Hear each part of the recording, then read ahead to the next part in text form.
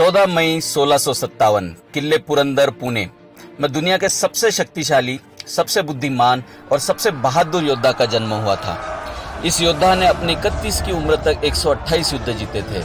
Saint Xavier's को उनकी कब्र से गोवा में एक विशिष्ट समय पर बाहर निकालने की जो प्रथा शुरू हुई, वह इसी महान योद्धा के कारण शुरू हुई थी। यह महान योद्धा एक राजपुत्र था। यह जब 2.5 साल के थे तब इनकी माताजी सईबाई का निधन हो गया था। पिता हर वक्त एक युद्ध से दूसरे युद्ध की ओर दौड़ रहे होते थे, इसलिए इनकी दादी जी, जो छत्रपति शिवाजी महाराज की माँ थी, उन्होंने संभाजी राजे के परवरिश की जिम्मेदारी ली। जी हाँ, संभाजी राजे थे ग्रेट वॉरियर। परवरिश शिवाजी महाराज की मातोश्री जीजाबाई ने की थी। अपनी उम्र के 8.5 साल में ही संभाजी राजे 14 भाषाओं के पंडित बन चुके थे। अपनी उम्र के 9 साल में ही उन्हें महाराष्ट्र के रायगढ़ से अपने पिताजी के साथ आगरा के लिए रवाना होना पड़ा था। आप सोच सकते हो कि एक 9 साल का बच्चा घोड़े पर बैठकर 1000 मील किस तरह से गया होगा, और औरंगजेब के बंदी बनाए जाने के पश्चात किस तरह से ये एक बच्चा अपने पिता के बिना औरंगजेब का बंदी बनकर रहा होगा। राजनीति का सही ज्ञान संभाजी राजे ने औरंगजेब के बंधन में रहकर ही सीख लिया था। अपनी चालाकी के कारण संभाजी ने औरंगजेब की कैद से अपने पिताजी छत्रपति शिवाजी महाराज को भी छुड़वाया, और कुछ दिनों पश्चात वे स्वयं भी छूटकर रायगढ़ पहुंच गए थे। अपने पिताजी शिवाजी महाराज की गैर मौजूदगी में संभाजी राजे जनता दरबार और न्याय दरबार खुद संभालने लगे थे। संभाजी महाराज का दिया हुआ हर फैसला जनता ने अपने सर आंखों पर उठाए रखा। उम्र के 14 बरस तक संभाजी विज्ञान, अर्थशास्त्र और युद्ध के सभी गुणों से संपूर्ण हो चुके थे। इस छोटी उम्र में उन्होंने 3 ग्रंथ लिखे थे, जिनमें से संस्कृत में लिखा नखशिकांत, नायिका भेद और 7 शातक आज भी काफी प्रसिद्ध है।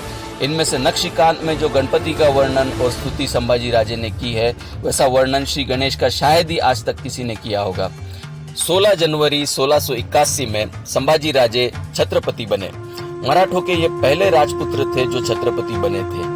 छत्रपति बनते ही इन्हें एहसास हुआ कि मराठा साम्राज्य के पास धन धान्य की बहुत दिक्कत थी, जिसके चलते इन्होंने सीधे औरंगजेब के औरंगाबाद और बुरहानपुर पर आक्रमण करके काफी बड़ी मात्रा में धन और जेवरात इकट्ठा किए। औरंगजेब ने गुस्सा कर आगरा छोड़ा और सीधे छत्रपति संभाजी राजे को सबक सिखाने का फैसला लिया।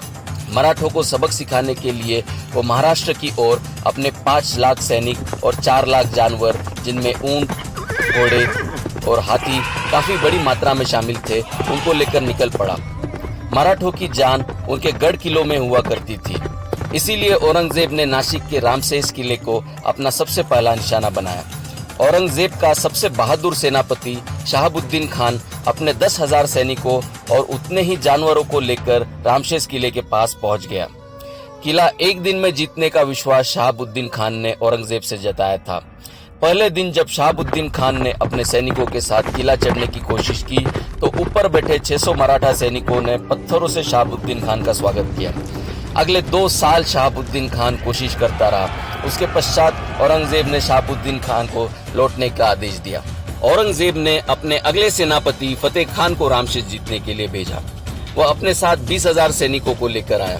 फतेह खान की तरकीबें शहाबुद्दीन खान से काफी अलग थी। फतेह खान कभी मांत्रिक के जरिए ऊपर चढ़ने की कोशिश करता, तो कभी तोपों की मदद से किले को जीतने की कोशिश करता। रात के सन्नाटे में मराठे कभी नीचे आकर बम गोले चुरा कर ले जाते, तो कभी नीचे आकर तोपों को आग लगा देते।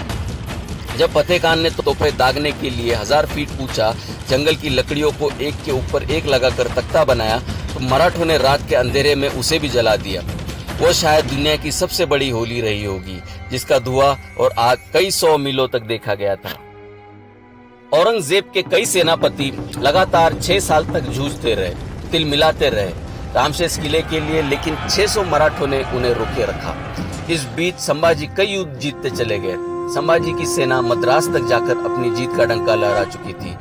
गोवा में बसे पोर्तुगीज पर जब संभाजी ने हमला बोला, तो पोर्तुगीज के गवर्नर काउंट दे अल्वोर को सेंट जेवियर्स को उनकी कब्र से बाहर निकालना पड़ा था।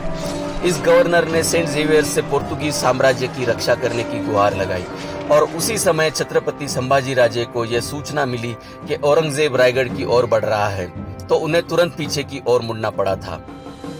इस दौरान संभाजी कई बड़े बड़े युद्ध जीतते चले गए। एक अंग्रेज लेखक ने उन पर एक किताब लिखी थी जिसमें लिखा था कि छत्रपति संभाजी राजे सत्ता और युद्ध के जीत के नशे में चूर चूर थे।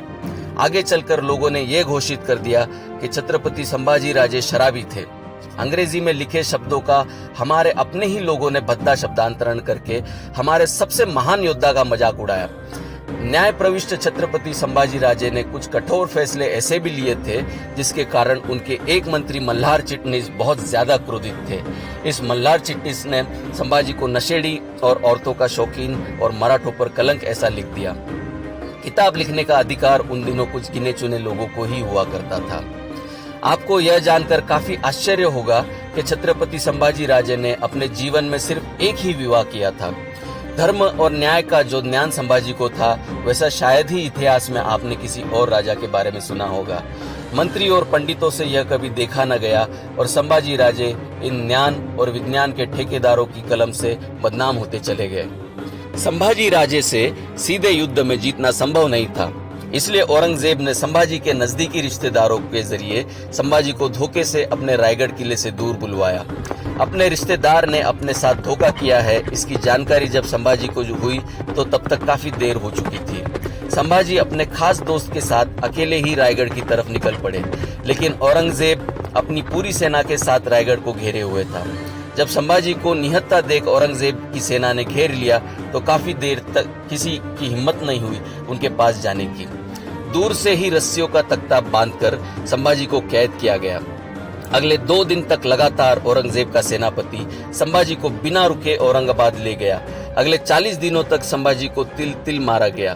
कभी उनकी आंखें निकाली गई, कभी उनकी जुबान काटी गई, कभी उनकी उंगलियां काटी गई, तो अगले दिन उनके हाथ काटे गए, फिर उनकी टांगे काटी गई और 40 दिन के पश्चात उनकी गर्दन काटकर उन्हें मार दिया गया।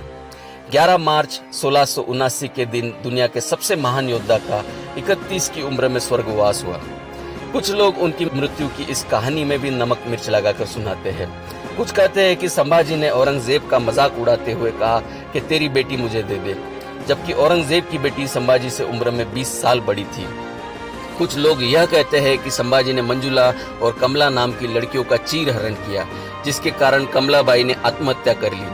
अगर इतिहास में झांक कर देखा जाए तो कमला नाम की औरत की पुष्टि होती है, जो संभाजी महाराज की मृत्यु के 12 साल बाद उसका निधन हुआ, और वह भी संभाजी महाराज से बहुत ज्यादा बड़ी थी।